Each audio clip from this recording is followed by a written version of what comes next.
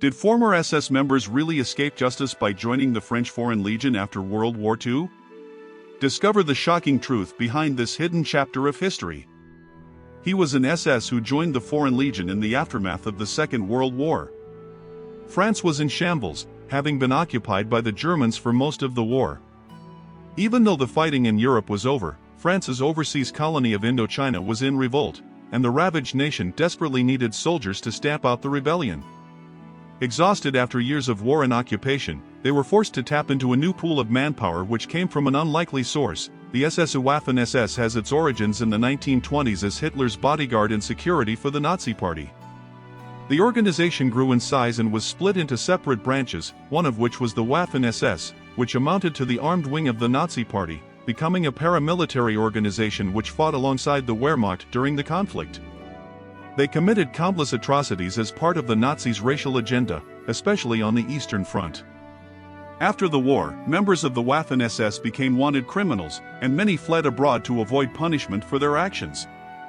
These fugitives were in need of a way to put aside their past lives and begin anew, and an opportunity presented itself which would be mutually beneficial to both the fugitive SS and the desperate French.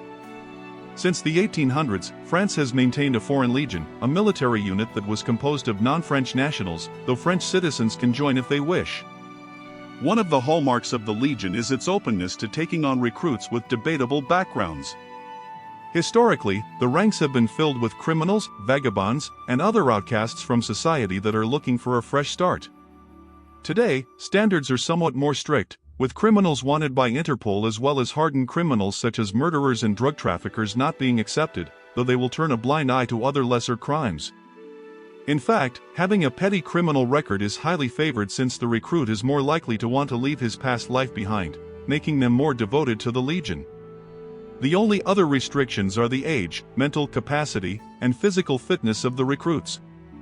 Any man between 17 and 40 years old in good mental and physical health from anywhere in the world, regardless of ethnicity, religion, political affiliation, status or wealth, education level, or any other factor can and have been accepted.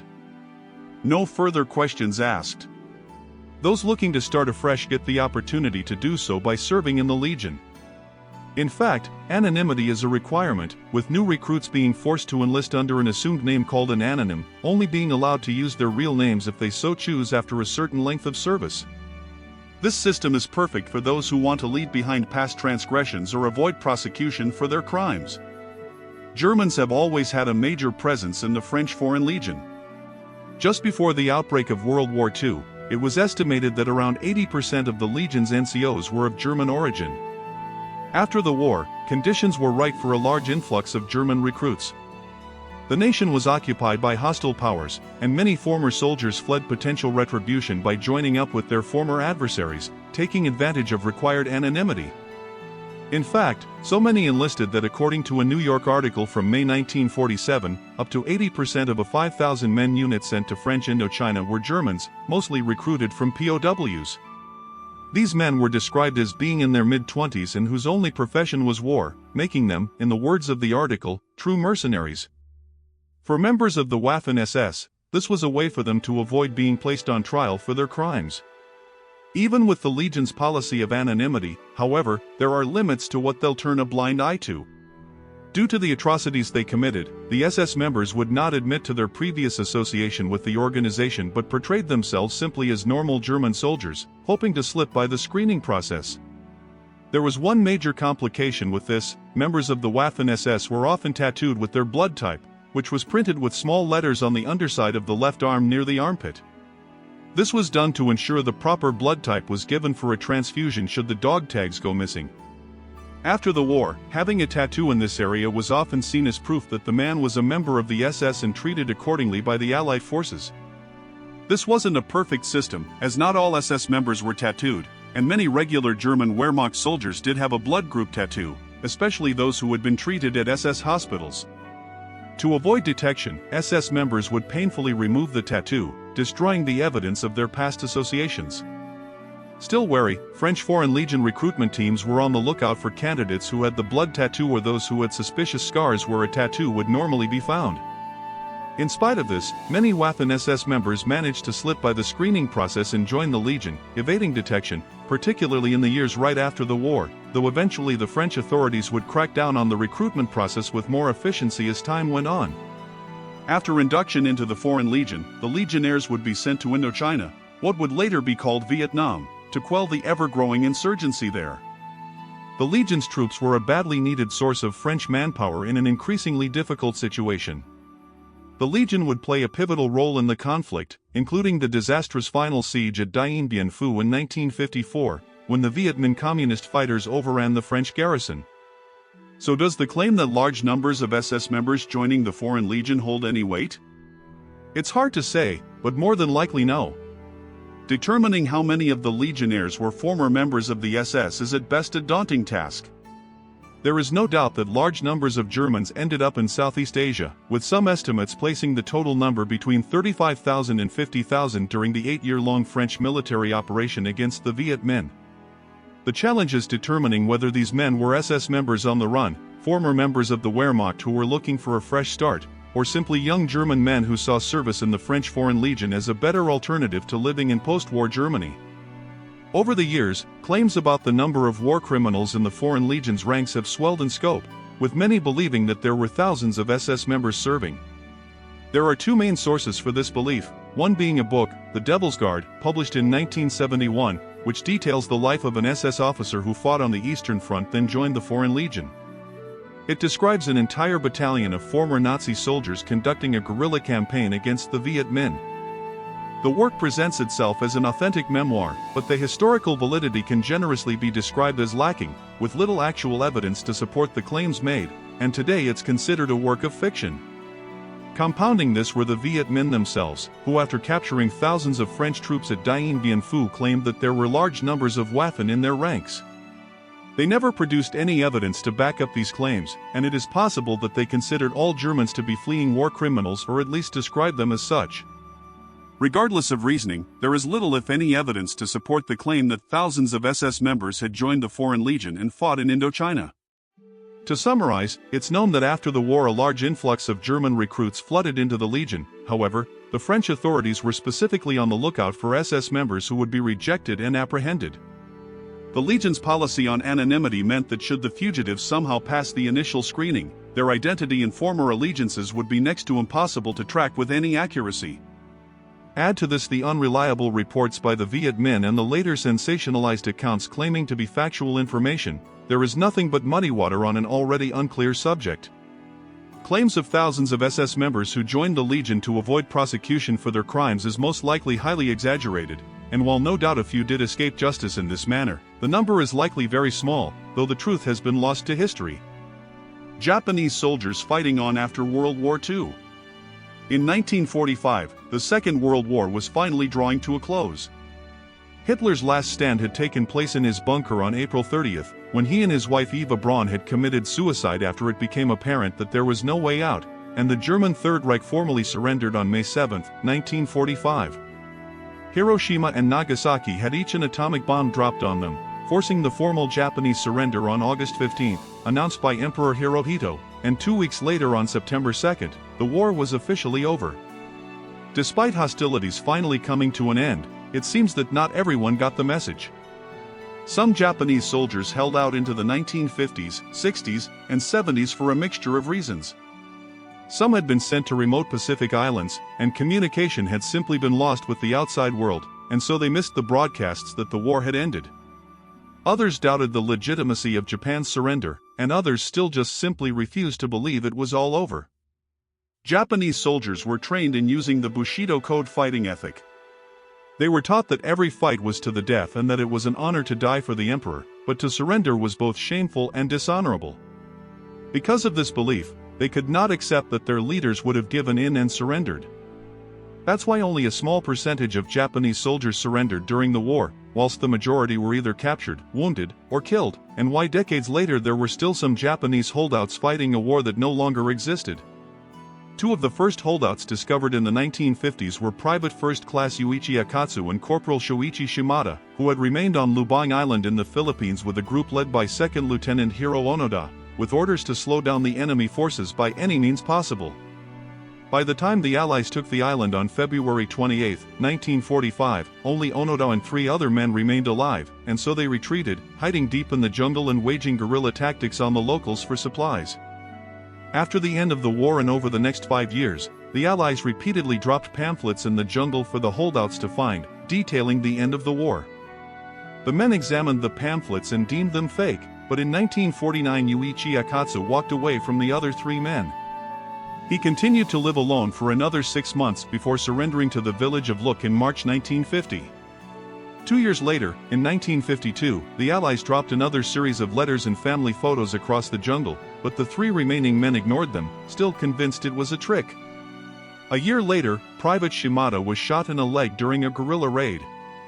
Despite Onoda successfully nursing him back to health, Shimada died in 1954, this time shot by a search party that had gone into the jungle looking for the 3 men. The other 2 soldiers continued to hide out in the jungle until the 1970s, but there were more holdouts elsewhere. In June 1944, over a year before the war ended, 3 Japanese transport ships were bombed by the Americans.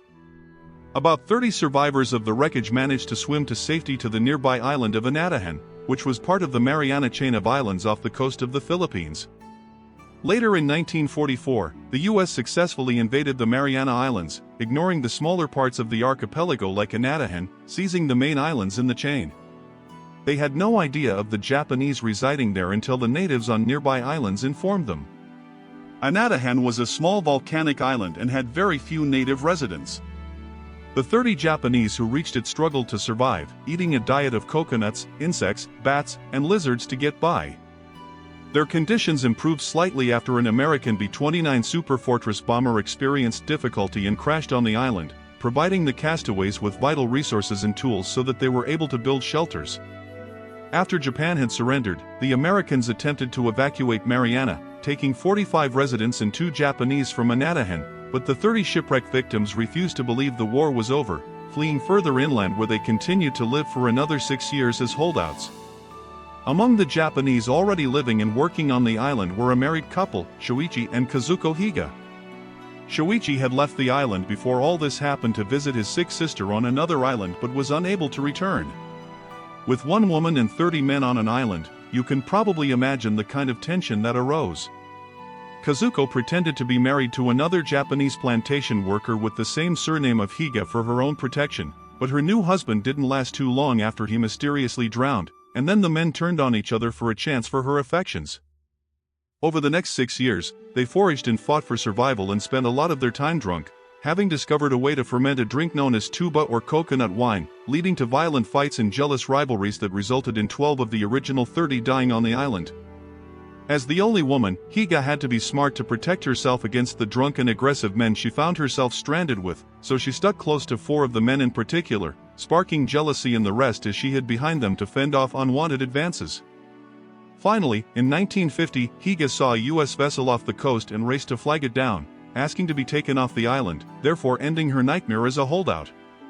Through her, the U.S. and Japanese authorities learned of the forgotten men on the island who still did not believe that Japan had surrendered. The authorities asked their families to write letters as proof that the war was truly over. They were dropped on Indochina in 1951 along with an official message from the governor of Kanagawa Prefecture. The holdouts were finally convinced, waving white flags on the beach in surrender. They waited for U.S. officials to collect them from the island and send them back home. Their story became a huge sensation in Japan, and Kazuko Higa became an actress but was forever painted as the temptress seductress of Indochina Island and was eventually forced to go into hiding. Meanwhile, on another Mariana Island, Tinian, another Japanese holdout remained, Morita Susumu. In 1944, one of the larger Pacific Island battles of World War II took place, the Battle of Tinian. The fighting went on for 9 days before the U.S. ultimately declared victory, and a few hundred remaining Japanese soldiers fled deep into Tinian's jungles to avoid capture and surrender. These soldiers were slowly weeded out over the coming months, with the final garrison surrendering on August 4, 1945, after the war was over, but 1 man remained, Morita Susumu. He had set up a shack on Tinian's coast and continued to live in isolation there for the next 8 years before he was finally captured in 1953. 2 years later, another Japanese holdout was discovered on the Philippines' largest island, Luzon. Seiji Noboru Kinoshita was one of many forgotten Japanese servicemen hiding themselves away in the island's jungles. He had fled there in 1944 after surviving the sinking of a troopship and then spent the next 11 years living off lizards, frogs, fruits, and wild monkeys in the jungle, unaware that the war was over. He was finally discovered in November 1955 when he was picked up by Philippines police during his raid on a jungle-side sweet potato patch, and he expected to be executed for theft. Upon finding out his enemy planned to send him back to Japan a free man instead, he hanged himself rather than face the shame of returning home. That same year, in 1955, in Dutch New Guinea, 4 Japanese airmen surrendered a whole decade after the end of the war. The Japanese had invaded Dutch New Guinea in 1942, afterwards leaving behind troops to maintain control of the island. The 4 airmen were part of a larger battalion who marched from WWII to Hollandia in 1944. 89 men set out on the forced march, but 30 of them drowned trying to cross a storm-swollen river, and others died from hunger and disease. When the remaining men discovered the Allies had taken Hollandia, they decided to hide in the jungle until Japanese forces recaptured the land. Later, they were discovered and attacked. 5 fled deeper into the jungle, crossing the border into Dutch New Guinea and becoming self-sufficient off the land there. Due to their poor diets and lack of resources, one of the 5 died of malaria in 1947.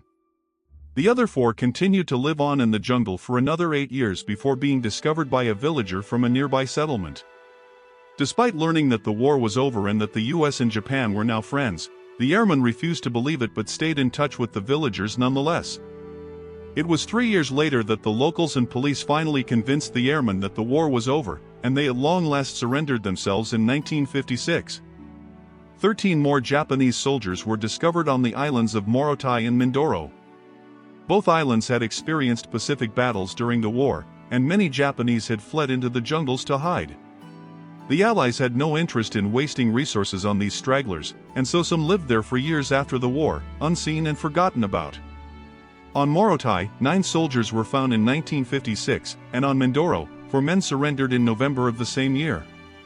The Morotai and Mindoro holdouts marked the end of those discovered in the 1950s, but over subsequent decades, many more Japanese were discovered, with the final 2 holdouts surrendering in 1974, almost 30 years after the end of the war. The German POWs forced to walk in a minefield after World War II. Denmark, 1945 to 1946. On the first days of May 1945, after 6 years of bloody fighting, peace finally came to Europe with the surrender of Nazi Germany, but with the end of World War II, new problems emerged, like what to do about the tens of millions of land and sea mines left over from the conflict. On May 4, 1945, the German forces that were in Denmark surrendered themselves to the Allies and started their arrangements to leave. Denmark had around 1.4 million active landmines in its territory that had been laid by the Germans along its western coastline during the years that they had occupied the country from 1940 to 1945. These mines were mainly on beaches and also around a few key facilities such as radar stations. Part of the act of surrender signed by the Germans stipulated that they should follow the Allies' orders on any matter without argument. The British military, who were in charge of the area after liberating Denmark right at the end of the war, ordered the creation of a group to clear the German landmines. It was already in operation by May 11, 1945. The Mine Commando Denmark, as it was called, was formed from German prisoners of war who were officially categorized as surrendered enemy personnel. The insistence on the Germans clearing the mines was because they knew how to handle those mines. They had information on where they were planted. The Danish authorities felt that this was in clear violation of the Geneva Convention but didn't intervene or object at that time, probably because most of the landmines were on much-needed farmland and there was a growing food shortage in Europe. The alternative would have been that inexperienced Danish and British personnel would carry out the task, but there was also the thought that Germany was responsible for laying the mines, so it should be the Germans to clear them up. So between 750 and 2,000 German prisoners of war, with many teenagers among them, were forced to help clear away these mines. These soldiers were pioneer troops, so they had some knowledge in engineering. They were given some basic training in mine clearance as well as having support by British Army sappers. These sappers were combat engineers who were experts in defusing mines. The reason this may well have broken the Geneva Convention, which governed on how civilians and soldiers should be humanely treated during wartime, was that the Allies were making the POWs carry out dangerous work against their will. The task was made very hazardous as the Germans had not only laid so many mines but they had used so many different types of mines throughout the war that made the task of clearing them so much more complicated. In fact, there had been 16 types of anti-tank mines and 10 types of anti-personnel mines commonly used by the Germans during the war. These included anti-tank teller mines, Holtz mines, and anti-personnel mines such as S-mines, stock mines, and shoe mines. Many of these mines were booby-trapped or were hard to detect as they were made mostly of wood and glass, with the only metal used in the detonators. To complicate the matter further, the mines laid early on in the war and their locations were meticulously recorded by German engineers, but later on, the mines were hastily laid by inexperienced, hurried units. They didn't take the time to precisely map where they had laid individual mines or at times where exactly entire minefields were. The German POWs used a number of methods to remove the mines which would be seen as highly dangerous today. They would prod the ground with a pointed stick or bayonet at an angle to avoid triggering the mechanism on top. This meant that the deminer's head and hands were right up close to the mine. As well as this, no protective equipment was worn, and the demining was done in groups with no safe distance between them. Where there were metallic anti-tank type mines, British No. 3 mine detectors could be used, but for other types of mines, only a long prodder worked. Once the minefield was declared clear, the German deminers formed a line and marched through it. This was the way to prove that the area was now clear and there were no forgotten mines. Sometimes the local population was invited to watch as reassurance that their local area was clear of danger. In just a few months, 1,389,281 mines had been cleared. It's estimated that as many as 20% of German POWs clearing these mines in Denmark at the end of the war were either killed or badly wounded during this 2-year-long operation, though later clearing these minefields was made that much easier as it was discovered that some of the mines were painted with a semi-radioactive paint. This was a strategy used by the Germans so they were the only ones who could find them. This meant they could easily and safely be located by a Geiger counter but not with a metal detector. Using German prisoners at the end of the war to clear minefields wasn't uncommon. This happened in Norway too, where the German prisoners were not classed as POWs but as disarmed forces who had surrendered unconditionally. This allowed them to be used for hazardous duties without being accused of breaking the Geneva Convention. At the time, there was little concern or outcry about this by politicians or the press, with the strong anger towards Germany during the war, but in recent times there has been growing controversy over this chapter of Danish history as some claim what happened to these German POWs amounted to a war crime.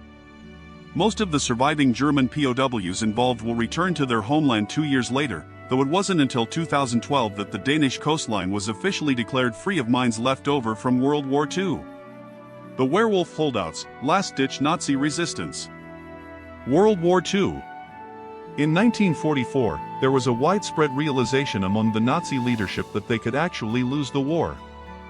Then on June 6 of that year, their worst fears came true when the Allies successfully landed a massive invasion force at Normandy in northern France and threatened to retake occupied Europe. The Nazi leadership quickly started to fall apart after that point, and there was even a serious attempt on July 20, 1944, to assassinate Hitler with a bomb at his Wolfslair headquarters in East Prussia. Hitler and his senior officials were looking for a last resort to keep Nazi ideology alive and turned to the supernatural for inspiration. The Germans proceeded to put a contingency plan into place, codenamed Operation Werewolf. The idea was to create a covert resistance force to continue the Nazi struggle as the Allies advanced through Germany. The strategy was not so much to win the war by guerrilla fighting but to hold out long enough for a political settlement more favorable to Germany. Werewolves and wolves were used as symbols of German strength against those seeking to destroy them. The movement was designed to be decentralized and was mainly overseen by regional security officials.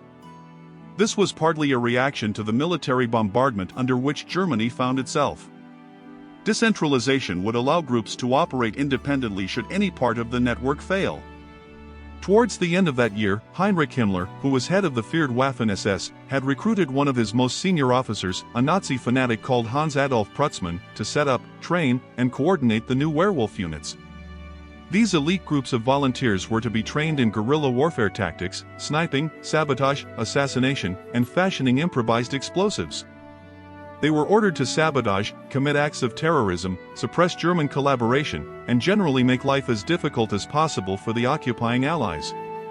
They were supposed to be provided with the latest specialized equipment like suppressed pistols, fireproof coats, and high-tech sniper rifles to carry out these missions, but the werewolf units never saw their full realization as Nazi Germany fell into total disarray from the constant Allied aerial bombing.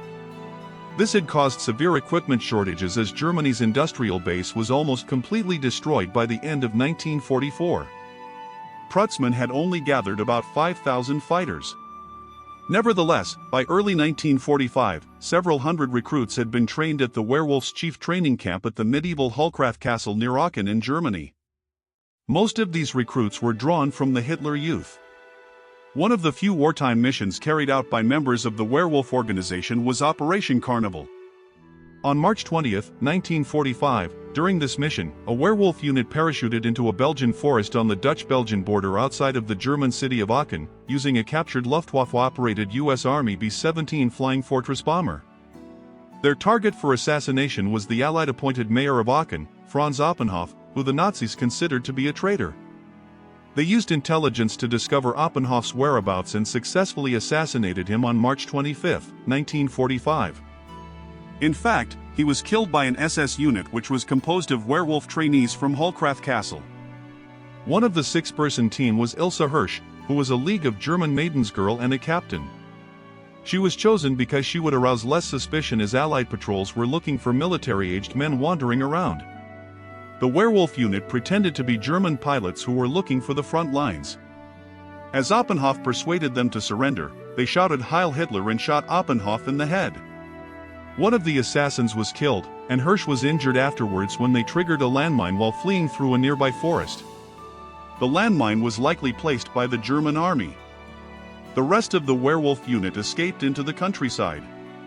A small group of SS werewolf staff were able to make their way into the Alps after the surrender, where they joined forces with a few soldiers and attempted to make a last stand. The makeshift unit was beset with problems, bad weather, breakdowns, and unsurprisingly, desertions, and was finally defeated by U.S. forces.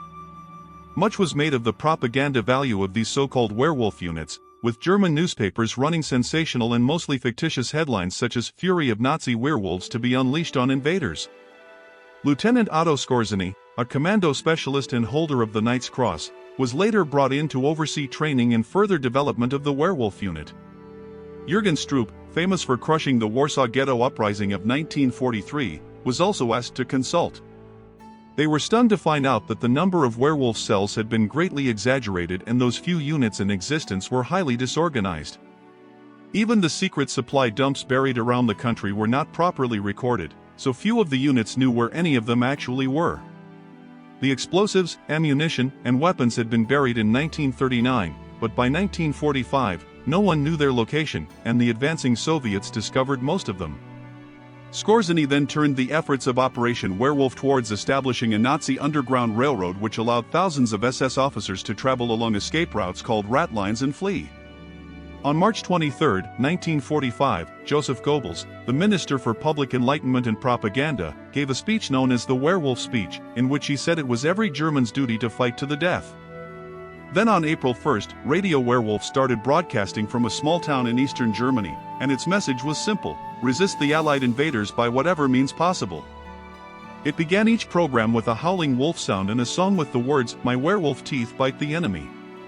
The radio station was on the air for only a matter of weeks, but it enthusiastically claimed several high-ranking Allied officers had been successfully assassinated by werewolf units, including Major General Maurice Rose, commander of the U.S. 3rd Armored Division, British Major John Poston, liaison officer of Field Marshal Bernard Law Montgomery. In fact, both of these deaths were actually due to being in combat against German regular army units. In early April 1945, Goebbels' top aide in Nazi called Werner Naumann sent out a long and rambling message to the heads of all major propaganda offices across Germany. He called on them to encourage the German people to prepare and continue fighting beyond the end of the war. All of this created the illusion of an organized and dedicated Nazi secret resistance, so much so that the Allies took the threat seriously. Operation Werewolf was highly effective in its psychological impact that it had on the Allies and on German civilians. Hitler had committed suicide by shooting himself on April 30, 1945, in his Führerbunker in Berlin, but for a while, every act of sabotage, mysterious accident, or misfortune that befell the Allied occupiers in Germany after the war ended in Europe on May 8, 1945, was credited to the werewolves. For a long time, Allied commanders had been concerned that they would face a wide-scale German insurgency and were terrified they were going to become embroiled in a partisan war that could drag out for years. Rumors concerning Operation Werewolf played directly into this fear. Allied propaganda meant that for the first few months of the occupation, there was a strict policy of non-fraternization with German citizens.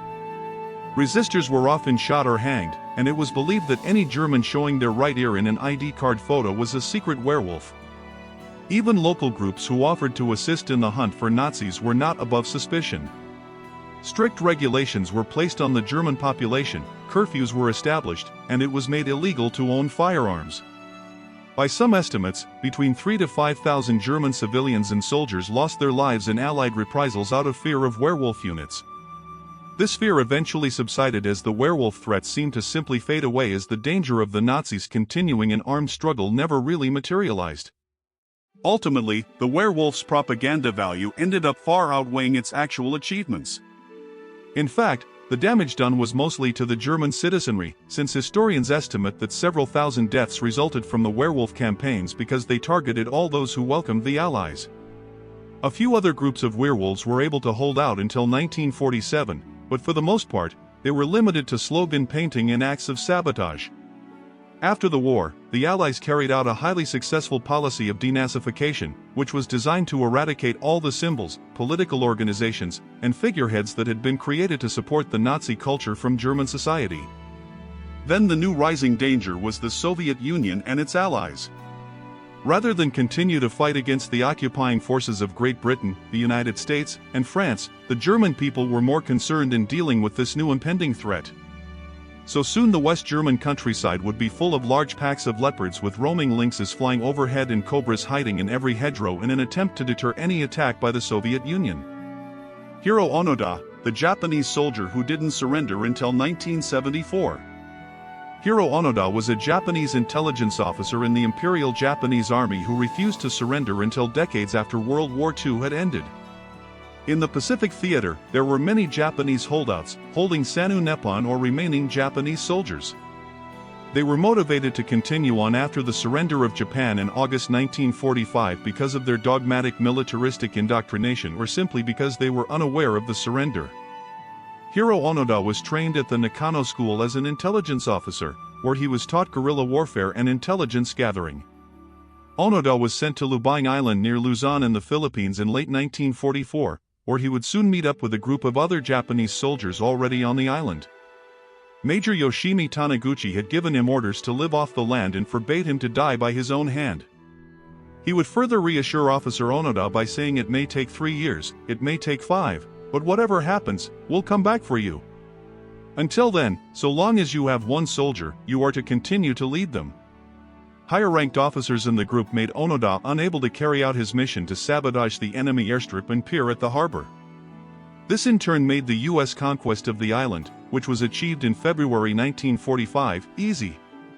Once U.S. forces were on the island, the large group split up into smaller groups of 3 to 4 men and escaped into the jungle and were either picked off by the U.S. troops or surrendered until it was just Hiroo Onoda and 3 others under his command which were left active: Private Yuichi Akatsu, Corporal Shoichi Shimada, and Private First Class Kinshichi Kozuka, all of which had set up base in the mountains. After Japan had formally surrendered in September 1945, Onoda and his group came across a number of leaflets. The first leaflet left behind by locals was discovered quite soon, reading "The war ended on August 15th. Come down from the mountain." However, they concluded that it was an Allied propaganda trick. After this conclusion, the group continued to raid local islanders for food and other resources. General Tomoyuki Yamashita of the 14th Area Army also dropped leaflets from the air with a surrender order, but again the group decided that they were a trick. With a lack of knowledge of the atomic bombs on Hiroshima and Nagasaki, it may have seemed more unlikely that Japan was willing to surrender. In 1949, Yuichi Akatsu escaped from the group and surrendered to Filipino forces in 1950, causing the remaining 3 to be cautious to disloyalty. In 1952, the search mission was expanded with letters and pictures from the group's families dropped from an aircraft, but again this was wrote off as a trick by the 3 soldiers. Every piece of evidence the group came across increased their paranoia and hostilities. While they were dressed in their Imperial Japanese uniforms, the people they came across were in civilian clothing, which they interpreted as Allied soldiers in disguise with the strategy of luring them out. As a result, they didn't think twice when firing on the locals. Corporal Shuichi Shimada was shot in the leg but recovered with the help of Onoda in 1953, but on May 7, 1954, he was killed by a search party when he fired upon his potential rescuers who returned fire on a beach at Gontan. Now just 2 remained. Onoda and Kozuka would continue the mission to sabotage, gather intelligence on, and attack the enemy which no longer existed, but on October 19, 1972, during a skirmish, Kozuka was shot and killed by the police when he was burning a farmer's rice collection. Lieutenant Onoda was now alone. On February 20, 1974, a determined Japanese explorer called Norio Suzuki found Onoda. Onoda still refused to surrender. However, Suzuki had the idea to locate his original commanding officer, Major Yoshimi Taniguchi. In March 1974, his former commanding officer, Major Yoshimi Taniguchi, traveled to the Philippines to fulfill his promise to return and end his orders in person. Onoda, still wearing his tattered army uniform from decades ago, saluted the Japanese flag and handed over his samurai sword, his functioning Arisaka Type 99 rifle, several rounds of ammunition, hand grenades, and his family dagger. The Philippine government under President Ferdinand Marcos granted him a pardon, taking into consideration that although he had killed 30 innocent people during his campaign on the island, he thought the war was still carrying on. When he returned to Japan, Onoda was very popular, but he found it hard to adjust to the new post-war Japan and the decay of its traditional values. He published an autobiography and in 1975 left Japan for Brazil, where he raised cattle and later opened a series of training schools. In his last years, Hiroo Onoda said in an interview, "Every Japanese soldier was prepared for death, but as an intelligence officer, I was ordered to conduct guerrilla warfare and not to die. I became an officer and I received an order. If I could not carry it out, I would feel shame. I am very competitive.